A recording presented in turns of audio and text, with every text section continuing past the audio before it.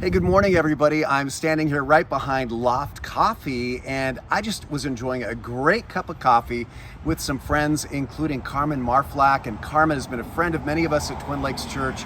We've traveled with her, and Carmen's profession is she is a nurse anesthetist. And that means she's involved in all sorts of surgeries and in the medical field. Now, normally she serves as a missionary in Africa, but she's associated with Samaritans Purse, and recently she's been in Ukraine.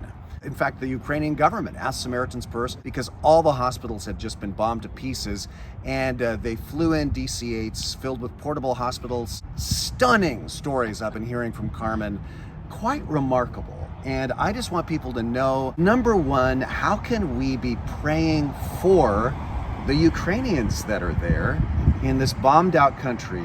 And number two, what verse kept you going as you were there hearing explosions and seeing these horrible things? So question number one first, how can we be praying for the Ukrainians? The Ukrainian Church is very active in being able, trying to help all the refugees and all the ones that are being released so that they could go back into their villages. But it's been a difficult situation in finding livable shelter, water, electricity, heat, anything like that. So there are a lot of the churches that are helping and a lot of mission organizations that are in, but it's still a great need. And so really praying for the Ukraine Church to be bold in speaking the claims of Christ and doing all that they can with their hands, but also proclaiming Christ at that time, helping them be able to get back and be settled in the liberated cities. So infrastructure and also yes, spiritual spiritual, advice. And the church is growing because of that. Is and that so, right? Yes. There's actually, you're seeing the church growing in the yes. midst of the war. Yes, in the midst of the war, people are coming to know Christ because the church, Universal Christ Church, is helping and proclaiming Christ as they go to use their skills. All right, but what about you personally? There you are, just behind the front lines in a war that has captured the headlines around the world. Did you feel safe? How did you make it through all of that? There were times when it was a little scary from the noise and from being inside a building all the time, not being able to get out.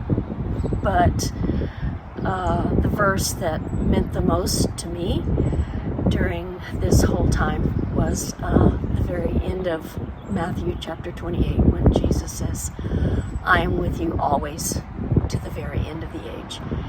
And even in the difficult times and the stressful times during surgery or during raid time, just knowing that God was there was a very peaceful feeling. And we felt it that way. We would always feel peace. And that goes for you and me too. I mean, if Carmen can feel peace coming from that promise, then you can too, right, Carmen? Whatever you're going through, Jesus promises you, surely I am with you always to the very end of the world and the very end of the age. Carmen experienced that in a war zone. You can experience that today. Carmen, thank you so much for what you do. Please pray for Carmen and her ministry there and in Africa, and for the Ukrainian Christians that are there right now. Have a good